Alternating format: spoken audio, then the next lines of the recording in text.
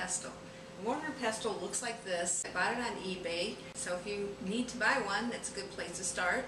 Also, there are ceramic mortar and pestles, which are of course ceramic, which I don't have one of those, but I'm sure you know what ceramic is. So if you're interested in a ceramic one, those work well too. Let me show you how I use this mortar and pestle. I have some dried basil here. Let me show you a little closer. What I'm going to do is take some of it and place it into here. We fill it up about halfway. You're just going to take and start. You hear it brushing. Start off with, you're going to push down on your basil leaves just a bit. See here. Just continue to pop this until you get it all ground up. There is what your ground up basil should look like. Now sometimes you might have a little bit of stems in here. Let's see if I have any in here. Like this. You want to just take that out. Or there's one on the counter. There we go. Right there. So just kind of get rid of that. Make sure that if you have any little stems in there, you don't really want those. So just kind of get rid of those. And you can always take your fingers a little bit and just kind of give it a little, roll the herbs between your fingers just a tad bit more, or not quite as small as you'd like them to be, just like that. Alright, so there we have it.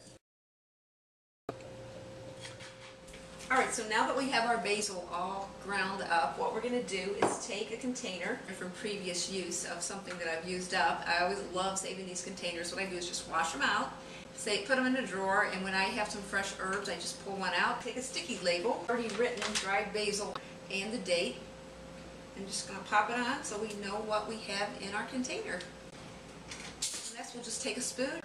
We'll start adding our fresh ground basil right into this container. Continue this process until we fill it up.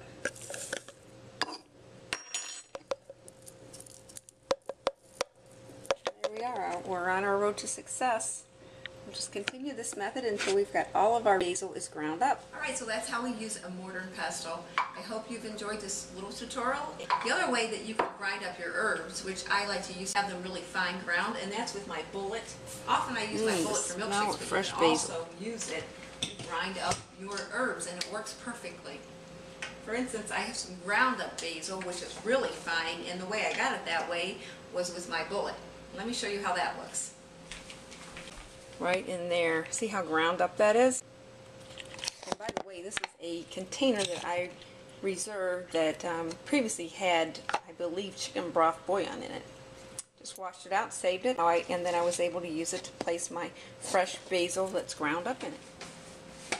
Okay, so there you have it. I hope you've enjoyed this tutorial on using a mortar and pestle.